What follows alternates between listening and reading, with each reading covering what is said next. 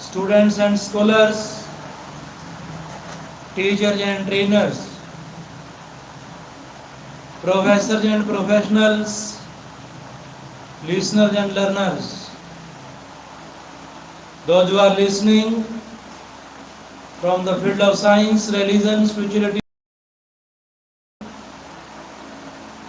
the most honorable President Prime Minister Narendra Modi ji and 15th elected President Shrimati Draupadi Murmu ji, honorable administrators, advocates, advisors, reverend fathers and mothers, affectionate sons and daughters, I, Dr. Rakesh from USA, heartily cordially welcome all of you. It is nice time, nice place, nice action. You are listening the truth of science and spirituality from language to literature. Dear friends, as we have studied earlier, importance of attitude. In the same series, you are listening. Make a habit of doing it now. We have all procrastinated at some time in our lives. I know I have, only to have regretted it later. Procrastination leads to a negative attitude. The habit of procrastination fatigues you more than the effort it takes to do it. A complete task is fulfilling and energizing. An incomplete task drains energy like a leak from a tank. If you want to build and maintain a positive attitude, get into the habit of living in the present and doing it now. Dear friends, how we can keep ourselves happy forever? We should imagine and think today, now and here. Keep yourself in present always, and this present will become your past. It is rightly said by Pandit Jawaharlal Nehru, our present lies in the past. James said, he slept beneath the moon, he basked beneath the sun, he lived a life of going to do and died with nothing done. When I become a, this is like the little boy who says, when I become a big boy, I will do this and I will be happy. What an optimistic ideas. And when he becomes a big boy, he says, when I finish college and do this and I will be happy. And when he finished college, he says, when I get my first job, do this and I will be happy. And when he gets his first job, he says, when I get married and do this and then I will be happy. And when he gets married, he says, when the kids get out of school and I do this and I will be happy. And when the kids get out of school, He says, when I retire and do this and this, I will be happy. And when he retires, what does he see? He sees life just gone by in front of his eyes. Dear friends, it's not the example of optimism. It's not the example of hope. So keep yourself in present. Think about the present. Some people practice procrastination.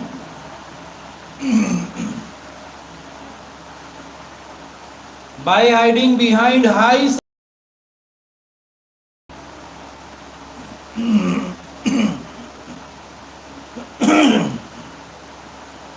sorry.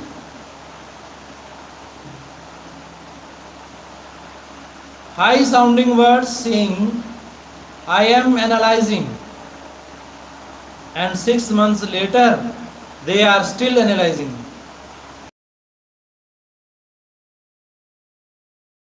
They are suffering from a disease called paralysis of analysis, and they will never succeed. So dear friends, we have to keep our mind in present, means time is important. When, what, where, how, why, these mind mapping words really helpful in knowing, observing, examining, evaluating your past, your present and your future. But the presence of Lord make you able to live in present. If you are the believer,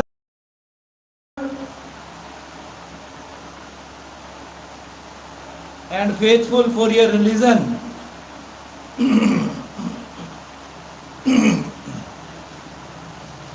then you are to keep yourself in present. All the celebrations, the sun, the stars, the moon, all they keep themselves in present, and they work with time and discipline. So what an example we can quote from the nature, from the time, from the discipline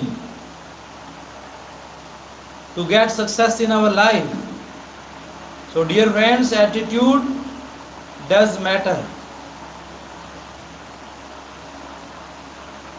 Our past becomes our guru.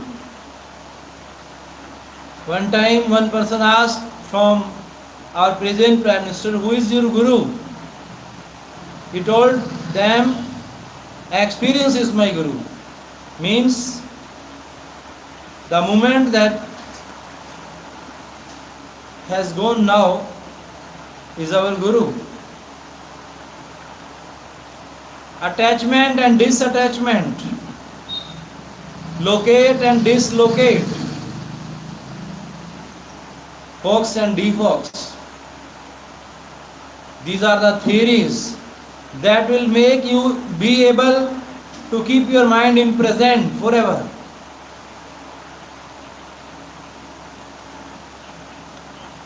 Then there is another breed of people who procrastinate by saying, I am getting ready. And a month later, they are still getting ready, and 6 months later, they are still getting ready. What they don't realize is they are suffering from a disease called excusitis. They keep making excuses. Life is not a dress rehearsal. I don't care what philosophy you believe in. We have got only one shot at this game. The stakes are too high, The stakes are the future generations. Dear friends, life provides one chance, so one has its great importance in bringing change. One man, one idea, one thought is the symbol of uniqueness, is the symbol of oneness, unity, equality. So dear friends, life is a great chance. This human birth on this earth is really meaningful. What time is it and where are we? The answer is now, and we are here. Our place is important equally as time. Let's make the best of now and utilize the present to the fullest. The message is not that we don't need to plan for the future. The message is that we do need to plan for the future.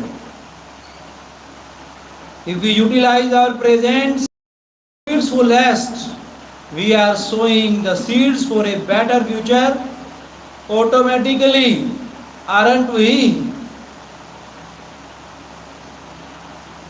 Surely and certainly,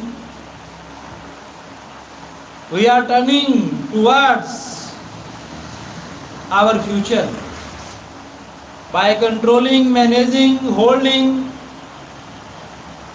monitoring our mind in present.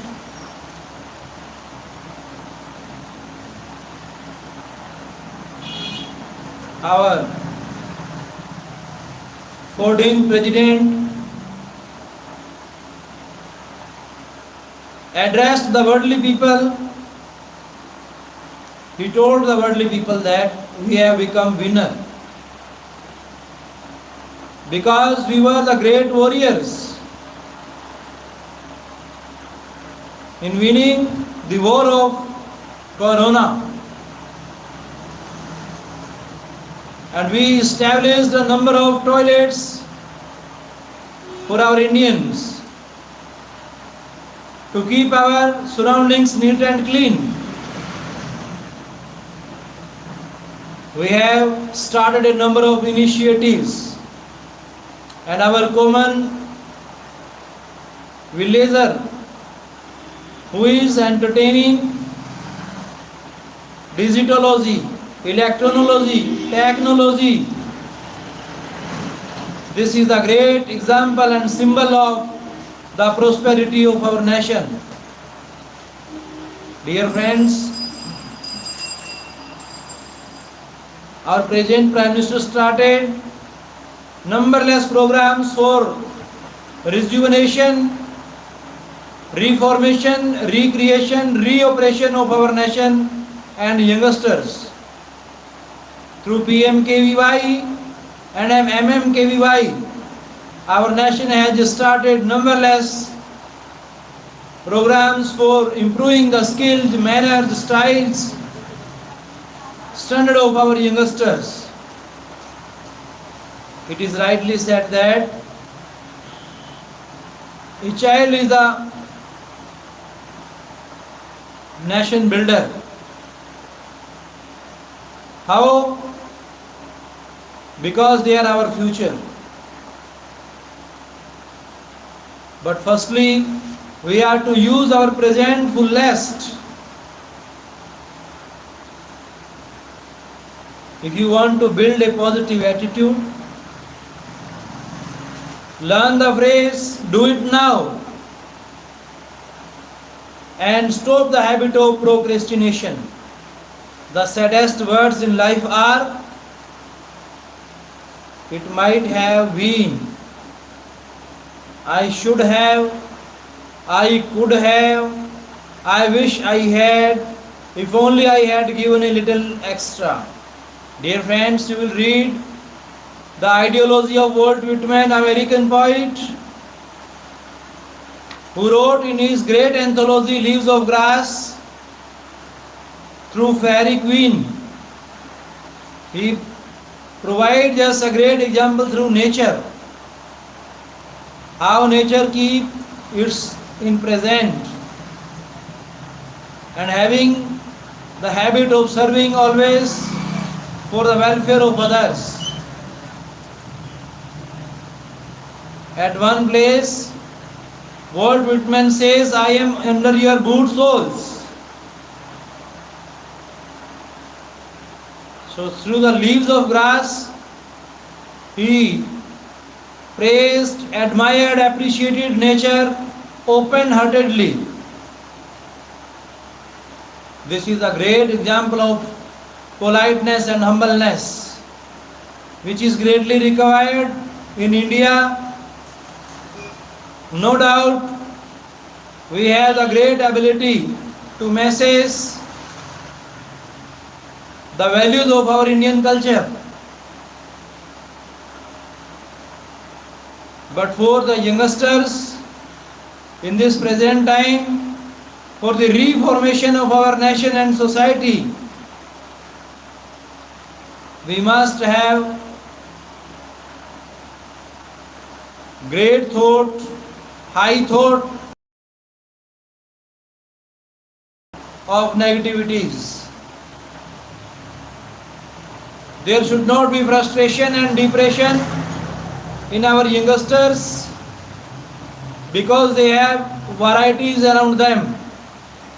So this is the great symbol and feature of our nation, diversity. Dear friends, we are born to win, not to lose. Never leave till tomorrow which you can do today. I am sure all winners wanted to be procrastinators, but never go around to it. Our all competitors, those who are preparing their competition for joining different kind of jobs, it is really important for them if they have paid the money to any institution. It doesn't matter, but their time is more important than money. And in that stipulated time, if they are not keeping themselves in devotion towards their preparation, then that time will not come back again. I am sure all winners wanted to be procrastinators, but never got around do it. When people say, I will do it one of these days, you can be sure it means none of these days. Some people keep waiting for all lights to turn green before they leave home. That will never happen, and they fail even before they start. That is said, stop procrastinating. Isn't time that we put off putting things off. Develop an attitude of gratitude. Superb kind of thing. Whatsoever God has provided us in this present time,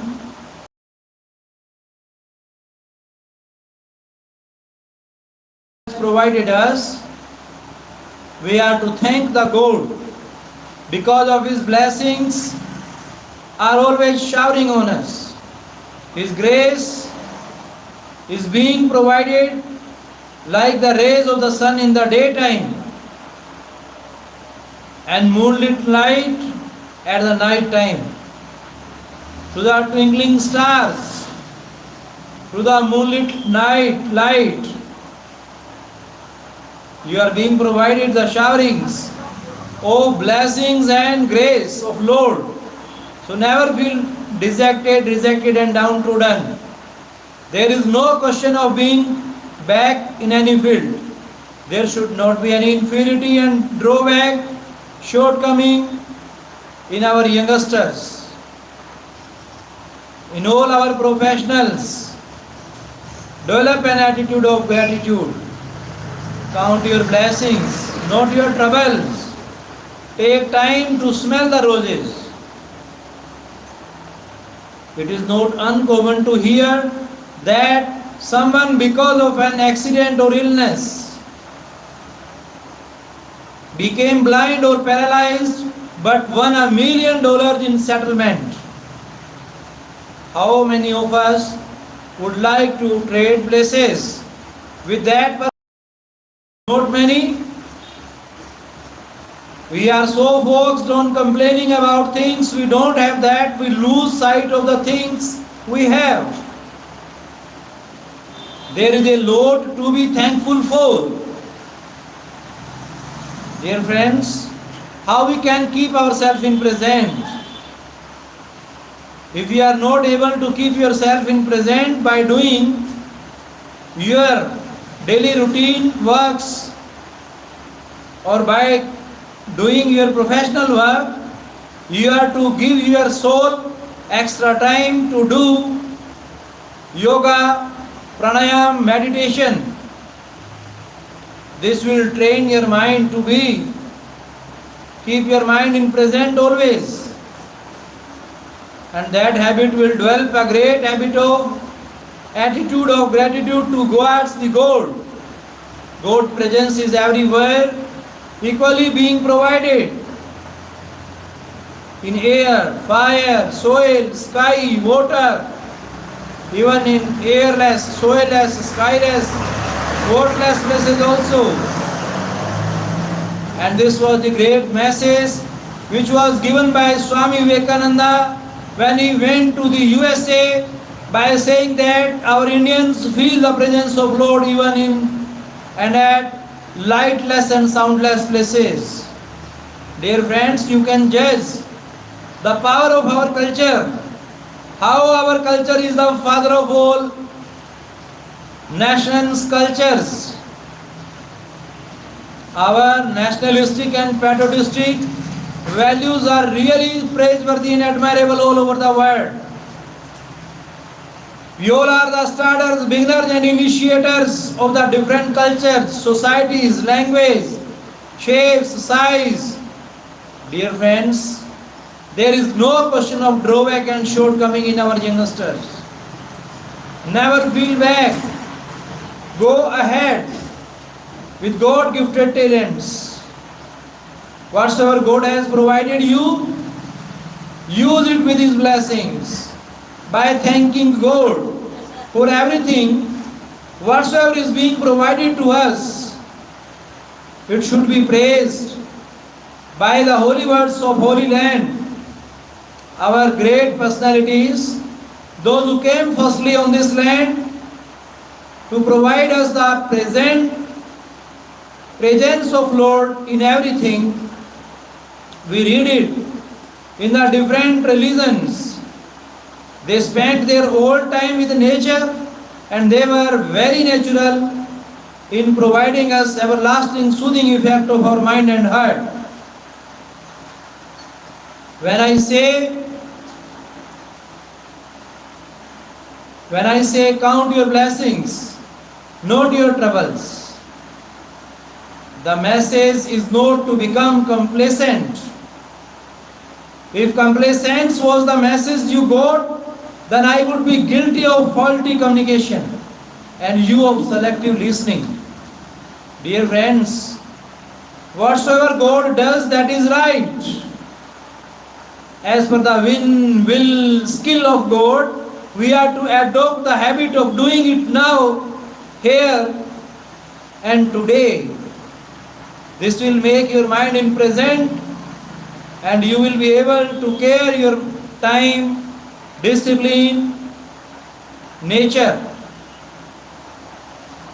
To give you an example of selective listening, let me share with you a story I heard about a medical doctor who was invited as a guest speaker to address a group of alcoholics. He wanted to make a demonstration that would be powerful enough to make people realize that alcohol was injurious to their health. He had two containers, one with pure distilled water and one with pure alcohol. He put an earthworm into the distilled water and it swam beautifully and came up to the top. He put another earthworm into the alcohol and it disintegrated in front of everyone's eyes. He wanted to prove that this was what alcohol did to the insides of our body. He asked the group what the moral of the story was, and one person from behind said, "If you drink alcohol, you won't have worms in your stomach." Was that the message? Of course not. That was selective listening. We hear what we want to hear and not what is being said. Many of our blessings are hidden treasure. Count your blessings and know. Dear friends, always think that winners don't do different things. They do the things differently. Winners don't have any problem, but they become answer of the problem. Winners always play the role of a thermostat, not a thermometer. Get into a continuous education program. Let's get some myths out of the way. It is a general belief that we get educated in schools and colleges. I run seminars in many different countries and ask my audiences all the time, do we really get educated in schools and colleges? Generally, there is consensus that some do, but most don't. We receive a lot of information in schools and colleges. Don't get me wrong, we do need information to be educated, but we need to know the true meaning of education.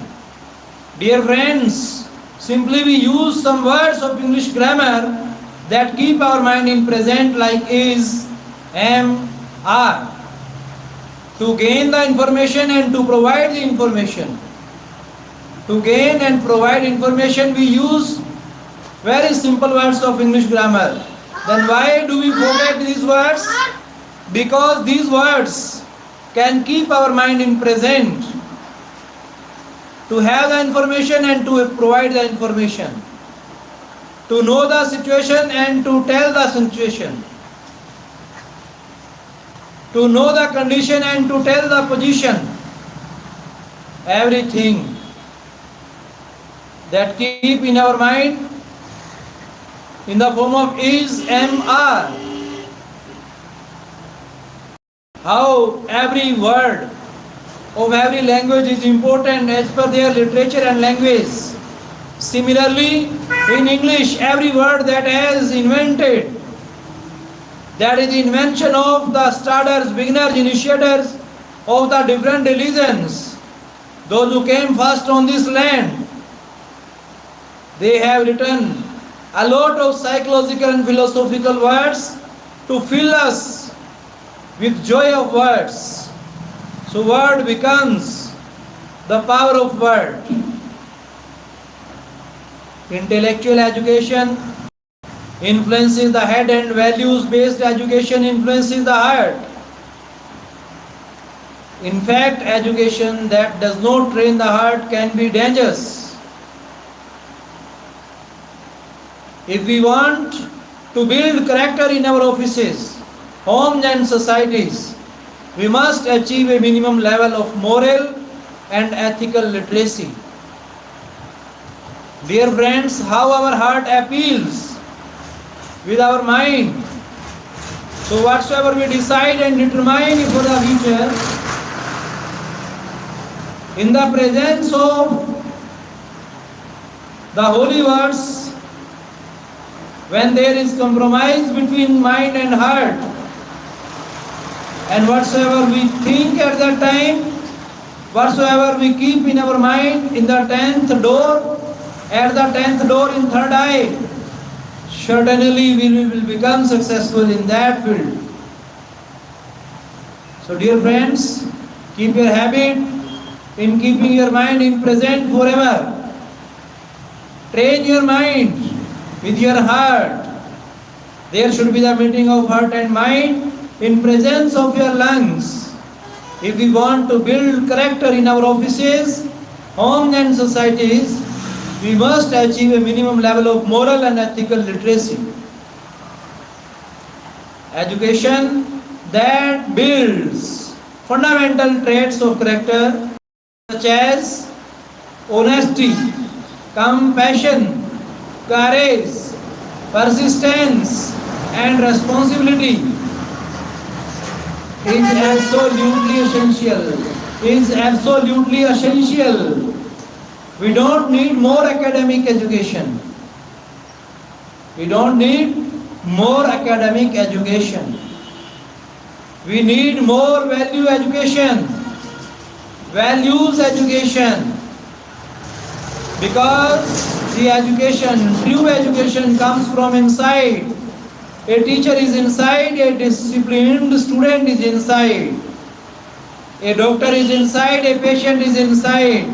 So let's go inside the human body, inside this human skeleton, how God has architected, how God has designed, how God has made everything inside us. Every organ of the human body, internal organ, has its own shape, size, figure, color, use.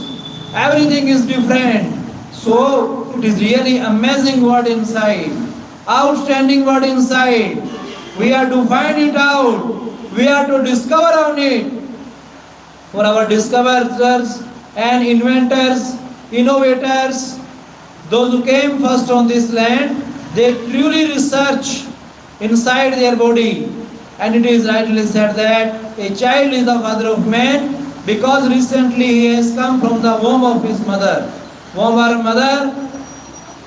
It is really praiseworthy and admirable his presence in the world. No doubt he cannot express.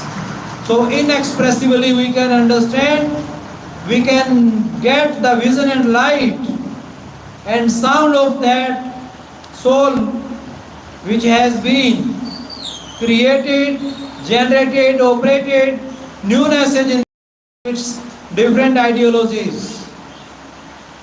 I would stress that a person who is morally educated will be a lot better equipped to move up in life or success or succeed than a morally bankrupt person with excellent. Dear friends, what is the value of character? You can understand the human values, character building and teaching values and years, because a child is not born with this knowledge. Dear friends, you are understanding that you have got that Swami Vivekananda, who went to the USA for addressing the value of Indian's character. He addressed, advocated and appealed to the worldly people by these words: my nation is known by culture and character, not by colors. We should always remember this thing in our mind. Dear friends, education without values have no value, have no meaning. True education is a training of both the head and the heart. An uneducated thief may steal from the freight car, but an educated one may steal the entire railroad. Dear friends, what is the values, moral values? Universities are turning out highly skilled barbarians because we don't provide a framework of values to young people who more and more are searching for it. Dear friends, Stephen Muller, President, Johns Hopkins University. We need to compete for knowledge and wisdom, not for grades. Knowledge and wisdom makes us rich, truly rich, really rich in all the fields. In economy, politics, science, spirituality, arts, commerce, engineering, in all fields it makes us rich. A great example and thought was provided by Swami Vivekananda. The bank of this nation live in the schools, not in the banks. No doubt banks are used to keep our money, to store our money. There are different kind of banks we have started to save, to store our different type of properties. But the bank of knowledge and wisdom is only mind. That is stored in our midbrain. That was provoked by Swami Vivekananda to the worldly people. Knowledge is pulling up facts. Wisdom is simplifying it. One could have good grades and a degree without learning much. The most important thing one can learn is to learn to learn. People confuse education with the ability to memorize facts. Education of the mind without morals creates a menace to society. Education does not mean good judgment. There is a story about a man who sold hot dogs by the roadside. He was illiterate, so he never read newspapers, hard of hearing, so he never listened to the radio. His eyes were weak, so he never watched television. But enthusiastically, he sold lots of hot dogs. His sales and profit went up. He ordered meat and got himself a bigger and a better stove. As his business was growing, the son, who had recently graduated from college, joined his father. Then something strange happened. The son asked, "Dad, aren't you aware of the great recession that is coming our way?" The father replied, "No, but tell me about it." The son said, "The international situation is terrible. The domestic is even worse. For the coming bad time." The man thought that since his son had been to college, read the papers, and listens to the radio, he ought to know, and his advice would not be taken lightly. So the next day, the father cut down his order for the meat and buns, took down the sign, and was no longer enthusiastic. Very soon, fewer and fewer people bothered to stop at his hot dog stand, and its sales started coming down rapidly. The father said to his son, "Son, you are right. You are in the middle of a recession, I am glad you want me and edit of time. Dear friends, we have to take the great lesson from our past. Our stories that are written on the basis of experiences made us able to keep yourself in present. Every work, whatsoever we are doing, we have to do with full of devotion and dedication for bringing the betterment and upliftment of our nation and society. May God bless all of you. Thanks, listeners, brothers and sisters, those who are listening carefully. May God bless you with full power of words. Thanks, listeners. Thanks, all of you.